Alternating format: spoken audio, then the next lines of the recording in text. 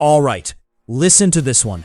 It's a clear March morning in 1876. Blue sky, no clouds, no storm, no tornado. Just a regular sunny day in rural Bath County, Kentucky. A farmer's wife named Mrs. Crouch is out on her porch making soap. Everything is ordinary until pieces of raw meat start falling from the sky. Not a drizzle, not a sprinkle, actual chunks of red flesh raining down over an area about the size of a football field.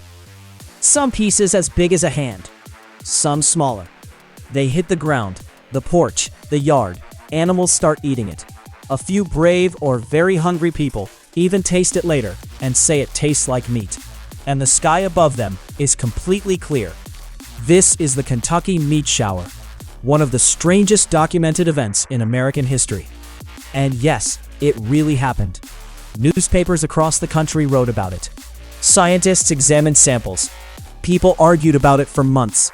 And to this day, the leading explanation is almost as wild as the event itself. So let's walk through the whole thing like we're sitting on a porch somewhere, trying to figure out how the sky decided to deliver free protein. The date was March 3rd, 1876, between 11 a.m. and noon. The location was near Olympia Springs in Bath County, Kentucky, a quiet farming area. Mrs. Crouch was the main witness. She looked up and saw meat falling. Not rain, not hail, meat. It kept coming for several minutes, covering roughly 100 by 50 yards of ground. Neighbors came over. People collected samples. Some of the meat was fresh-looking.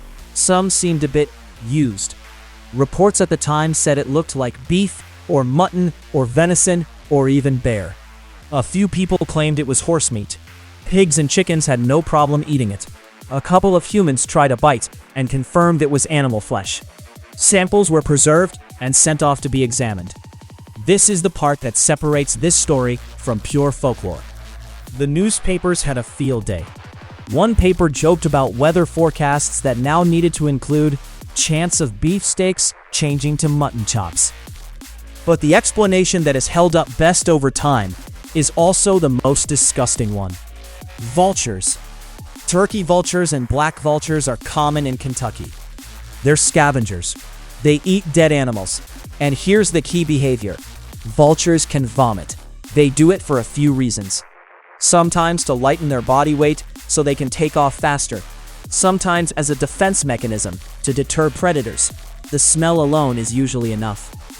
When a whole flock has just gorged itself on a carcass and then gets startled or needs to fly, they can all start regurgitating at once. Imagine a large group of vultures feeding on the same dead animal somewhere nearby. Something spooks them, they take off. Mid-flight, they lighten the load. What comes out is a mix of partially digested muscle, fat, cartilage, and organ tissue. Exactly the kind of mixed meat that fell on Mrs. Crouch's farm. The clear sky makes sense because this isn't a weather event. It's an animal behavior event that just happens to look like the sky is raining flesh. Dr. L.D. Castenbein was one of the people who pushed this idea back in 1876. He examined samples, noted the smell when burned, rancid mutton-like, and pointed out that the mix of tissues matched what vultures would bring up after feeding on carrion. Modern wildlife experts still consider this the most plausible explanation. Vultures do this. A synchronized regurgitation event over a farm is rare but not impossible, and it fits the evidence better than anything else. Is it 100% proven? No, we don't have a photo of the vultures mid-vomit. But when you stack the clear weather, the limited area the meat fell, the mixed tissue types, and the known behavior of local vultures, it becomes the strongest theory by a wide margin. What makes this story so good is how it sits right at the intersection of the ridiculous and the real. On one hand, meat fell from the sky sounds like pure nonsense. On the other hand, people collected samples, scientists looked at them, newspapers reported it at the time, and we still have descriptions that line up. It's not a legend that grew over centuries. It was a documented event that people tried to understand with the tools they had. And that leads to the useful part. Extraordinary claims need evidence. In 1876, they actually gathered some. They didn't just tell the story, they saved the meat. That single act is why we can still talk about this with any confidence today. It also shows how animal behavior can create phenomena that look completely supernatural until you understand the animals. Vultures vomiting in flight sounds gross and unlikely until you learn they do it regularly. Suddenly, the impossible becomes rare but possible.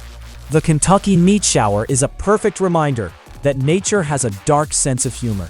It can take something as ordinary as scavenger birds doing what scavenger birds do and turn it into one of the most talked about weather-related mysteries of the 19th century. No storm required, just a clear blue sky and a flock of birds that had eaten too much. So the next time someone tells you the weirdest thing that ever fell from the sky was hail or fish, you can casually drop this one. Meat. Actual chunks of it. In Kentucky, on a sunny day. And the best explanation we have involves a bunch of vultures deciding to lighten their load at the exact wrong moment. If this story of the Kentucky meat shower left you equal parts amused and slightly nauseated, hit that like button. Drop in the comments whether you buy the vulture theory or if you've got a better one. I read them. Share this with anyone who needs a good, "Wait, that actually happened" story. And if you want more real historical weirdness explained without the fluff, subscribe so you catch the next one. What other bizarre historical event should we dig into? Throw your suggestions below. Catch you on the next one. Stay curious, and maybe don't look up the next time a flock of vultures flies over.